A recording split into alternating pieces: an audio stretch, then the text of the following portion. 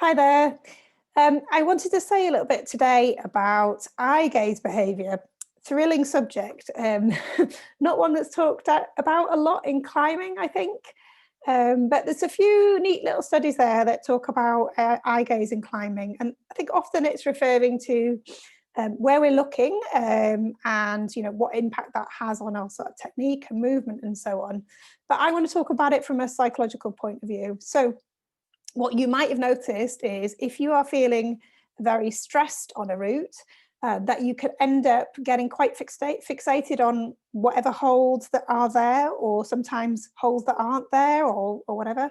You get a piece of gear in, you suddenly feel a breath of relief, and you notice there's a really massive foothold or handhold or something that you missed when you were kind of really stressed.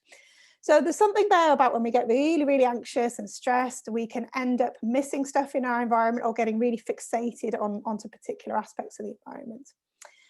So that's part of the kind of hypervigilance which comes along with anxiety. Now, back in our kind of cave person days, we would have been keeping our eye on the tiger, but we might then have maybe missed other stuff in the environment. The other type of thing you can sometimes see is people kind of scanning like this really rapidly, but without actually taking anything in, or maybe just scanning along the eye line rather than kind of, doing a good look around. You could also see it as well sometimes in that what we do with our eyes and our heads ends up predicting our behavior. So there's quite a nice example of this really. Amina Leslie Wiastik's video of curlers talk, and I think like the penultimate time you see her trying the problem, she says, "Oh, I thought I had it," but if you really slow down the video, what you'll notice is she kind of looks down to spot her landing and then comes off. So it could be that she, actually there's part of her that didn't think she was going to get it. It could be that she already had kind of started to mess up the sequence, and so she was looking for a landing. But essentially, we were looking down rather than kind of looking where we wanted to go.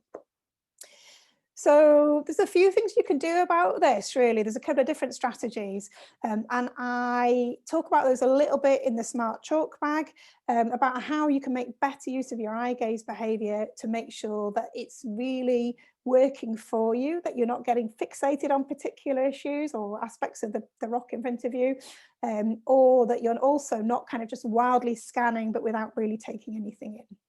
There's also a specific technique as well where you can widen the eye gaze deliberately that some studies have shown can be quite calming. So I guess it's a bit similar to really if you lie back and look at the night sky, or you kind of take in the horizon. That sense of space is quite important and helpful and kind of calming.